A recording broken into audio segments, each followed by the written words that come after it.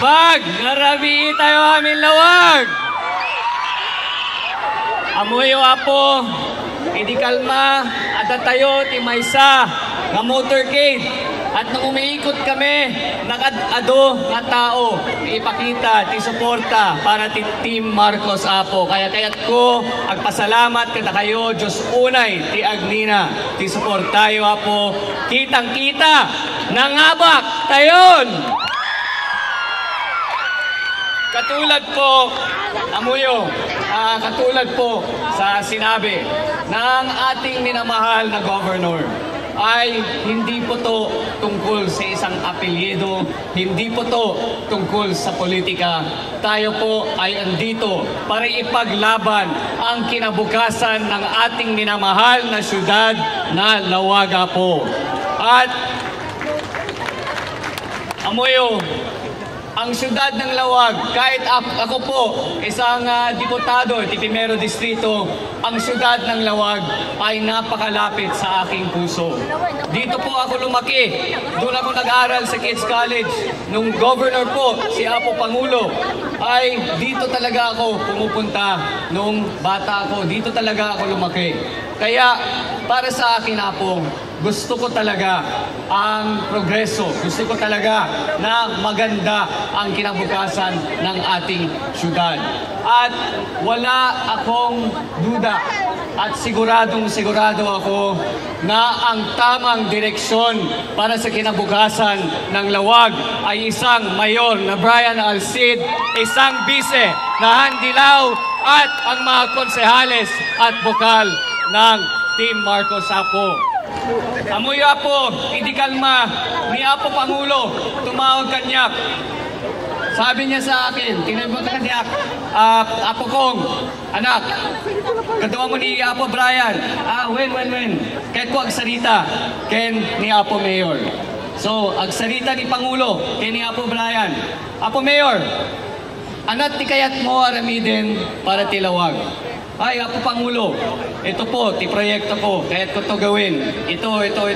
Sabi niya, nako, nakadado nga proyekto mo para ti syudad ng Lawag. Oo, Apo Pangulo, kaya kailangan talaga namin ng tulong mo. Tinaimbaga ni Apo Pangulo, Ken Brian, Ken Vice Mayor Handy, ay, amuyo, tinaimbaga na, Apo Brian, basta't nangabakan iti May 12, lahat ng iyong proyekto na gusto mong gawin sa Lawag, aprubahan ng national government, lagyan ng pondo agad. Automatic na kano, tinaimbaga ni Apo Pangulo.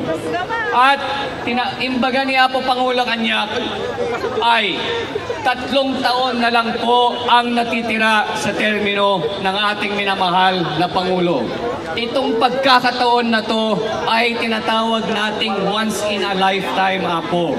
Hindi, sana, baka, pero hindi natin alam, baka hindi tayo makakakuha ng isa pang Pangulo na taga dito. Kaya itong 3 taon na natitira kay Apo BBM, gamitin natin at huwag natin sayangin. Siguraduhin natin na lahat ang proyekto ng gusto ni Apo Brian, na gusto ni Apo Handy, na gusto ng Team Marcos ay maigawa natin.